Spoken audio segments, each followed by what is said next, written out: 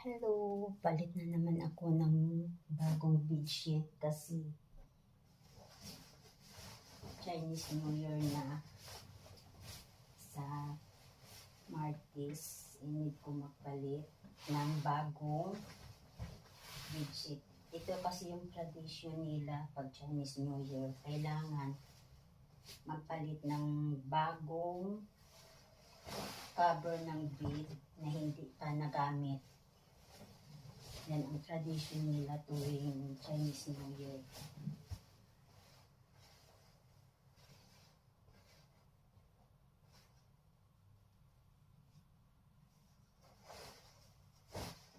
Kaya ito, bago ito. Hindi pa nagamit. Isabi ko, plantsahin ko. Isabi, Ma'am Suling, wag lang kasi higaan lang naman, may yuyukot lang naman daw. Sabi niya, wag na daw ako maghirap.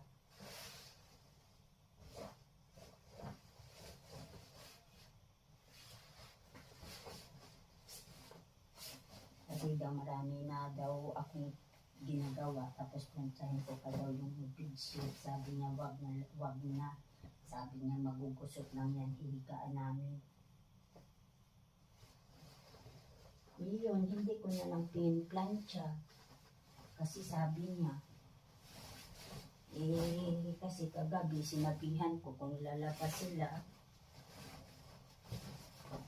Sabi ko, oo, akala niya lalabas ako.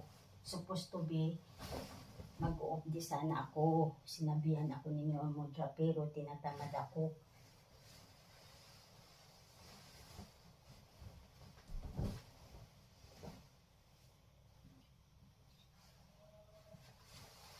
Kasi busy kasi. Daming gagawin. Tapos, bukas, alis na naman kami ni Mudra. Kanina umalis kami, madaling araw. Bukas alis na naman kami.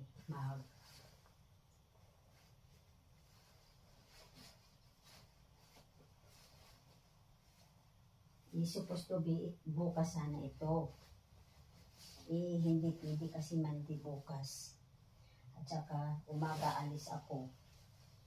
Tapos sabi ni ma'am, palitan na lang pag-uwi daw sa afternoon. Okay lang sana kung lalabas yung mag-asawa. Paano kung hindi? Sabi ko, ngayon na lang. Ba't ko pa ipabukas kung ngayon?